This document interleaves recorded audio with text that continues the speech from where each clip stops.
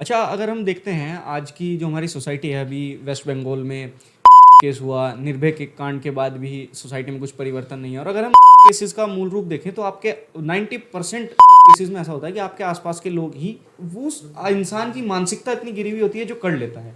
तो हम इस परिवेश से कैसे बचें, मतलब कैसे बचें, ये अपने बच्चों को ऐसा कैसे संस्कार दें कि वो नारी के सम्मान में बढ़ चढ़कर हिस्सा ले, उसको बिल्कुल भी मतलब चोट पहुंचाने की कभी ना सोचे।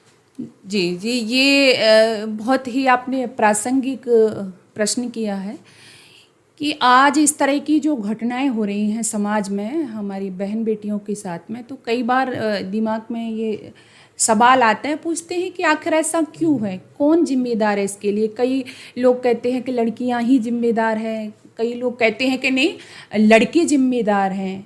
लेकिन मैं कहूँगी कि इस सब में सबसे पहले माता पिता जिम्मेदार हैं। ऐसा क्यों है? क्योंकि माता पिता ने यदि संस्कारित किया होता अपने बच्चों को, बच्चों यानी बेटा और बेटियों को, तो इस तरह की घटनाएं नहीं होती। अब संस्कारित कैसे किया होता? यदि एक माता एक पिता अपने बच्चे को ये पढ़ाया होता बचपन में कि मातृवत परदारेषु परद्रव्येषु लोष्टवत आत्मवत सर्वभूतेषु य पश्यति स पंडित, यानी मातृवत जो पराई स्त्री है वो माता के समान है, पराया धन मिट्टी के ढेले के समान है, ये सिखाया होता तो आप बताइए कि किसकी बच्चे की ऐसी हिम्मत होती कि किसी बहन बेटी के साथ में ऐसा करता। या उसको पढ़ाया होता यत्र नार्यस्तु पूज्यन्ते रमन्ते तत्र देवता।